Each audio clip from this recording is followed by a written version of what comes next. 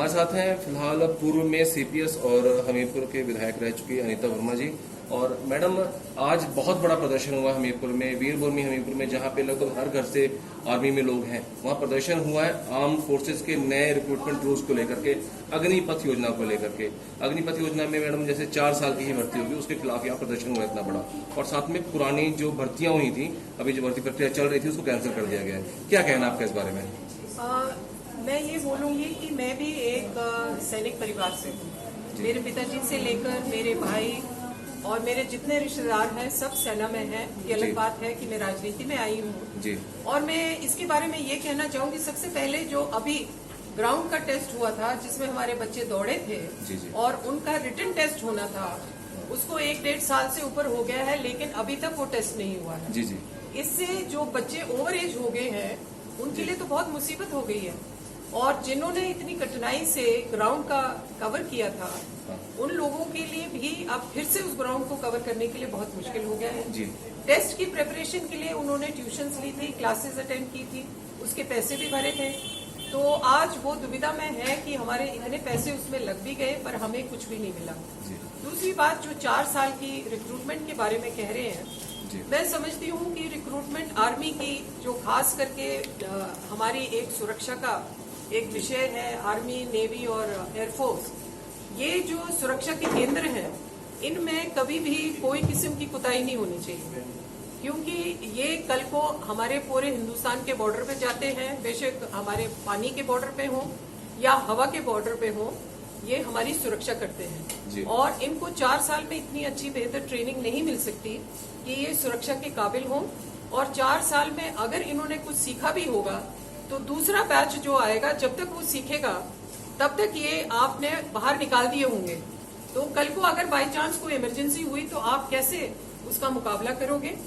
और ये बच्चे जो बेशक 17 साल से 21 साल के आप 4 साल के लिए भर्ती करोगे, अगर ये घर आ गए 4 साल के बाद, यानी ये 25 साल या 26 साल की उम्र में वापस आ गए, तो आगे ये क्या करेंगे? कहाँ से इनको नौकरियां मिलेंगी और कहाँ जाएंगे?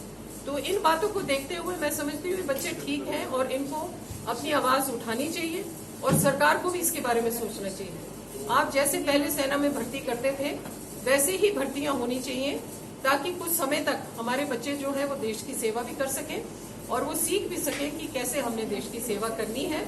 और मैक्सिमम लोग जो भर्ती होते हैं वो एक अपने आगे फ्यूचर के बारे में सोचते हुए भी भर्ती होते हैं कि इसमें पेंशन भी मिलती है, हमें पेंशन मिलेगी। लेकिन 4 साल के जो होंगे उनको कोई पेंशन नहीं मिलेगी, उनको कोई सुविधा नहीं मिलेगी। तो मैं समझती हूँ कि सरकार को इसके बारे में सोचकर इसको वापस ले लेना चाहिए और पहले की भर्तियों को बहाल कर देना। मैम, अमित शाह जी का बयान आया है कि अब ये वाली जो भर्ती प्रक्रिया है अग्निपथ की, यही जो पैरामिलिट्री फोर्सेज है और पैरा पुलिस फोर्सेज है उसमें भी अपनाई जाएगी, वहां भी 4 साल की भर्ती होगी। देखिए, जिस तरीके से आप ऐसी भर्ती करने की कोशिश करेंगे, काफी लोग इच्छुक नहीं होंगे कि वो सेना में या मिलिट्री फोर्स में ही जाएं। तो आपको ना तो वो उतने लोग मिलेंगे और जो काबिल तक आ चुके होंगे वो घर जाकर बैठ जाएंगे। तो अग्निपथ जो इन्होंने एक नया ये विषय लिया हुआ है भर्ती का, इसके बारे में फिर से पूर्ण विचार करें तो मैं समझती बहुत ठीक है। मैडम, आज प्रदर्शन करने पर बहुत सारे छात्रों को पुलिस द्वारा गिरफ्तार किया गया है, रिटेन किया गया है। इसके अलावा जो लोग लोकल्स उनको साथ दे रहे थे या फिर कुछ और जो कर्मचारी नेता उनके साथ आए थे उनको भी गिरफ्तार किया गया है। आपको क्या लगता है कि प्रदर्शन करने पर, अपनी आवाज उठाने पर गिरफ्तार करना चाहिए किसी को? ये मैंने देखा है, ये नई स्ट्रेटेजी अब बीजेपी ने अपना ली है कि लोगों को डराना और धमकाना कि आप अपनी आवाज नहीं उठा सकते।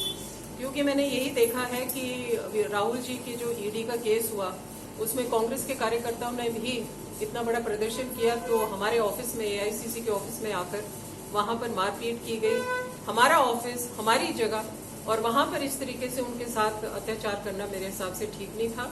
और यहाँ वो तो चलो हम राजनीतिक लोग हैं, पर यहाँ पे जो बच्चे हैं वो राजनीतिक नहीं है, ना उनके माता पिता राजनीतिक लोग हैं, और उनके साथ ऐसा व्यवहार करना, अपनी आवाज को, उनकी आवाज को दबाना, मैं समझती हूँ ठीक नहीं है और ऐसा नहीं करना चाहिए। जी, शुक्रिया मैम। और क्या आप आगे अगर ये प्रदर्शन करते हैं तो क्या आप साथ उतरेगी, कांग्रेस साथ उतरेगी? बिल्कुल, कांग्रेस इनके साथ है, हम उतरेंगे, क्योंकि ये कांग्रेस का सवाल नहीं है, ये आम जनता का सवाल है, बच्चों के भविष्य का सवाल है। हम पहले से ही बोलते हैं कि नौकरियां हमने बच्चों को देनी है, नौकरियां नहीं मिल रही हैं, तो हम इनके साथ चलने को कभी भी किसी भी समय तैयार हैं। मैडम एक और सवाल है, ओपीएस पर सरकार बैकफुट पे आ चुकी है, उसमें विचार करने की बात कर रही है, उस पर क्या कहेंगे आप? उसके ऊपर विचार ये करते ही रहेंगे। ना इन्होंने उनकी मदद करनी है। कांग्रेस पार्टी ने बोला है कि जैसे वो सरकार में आएगी वो जरूर पेंशन स्कीम जो है उसको बहाल करेगी और उनको देगी। शुक्रिया।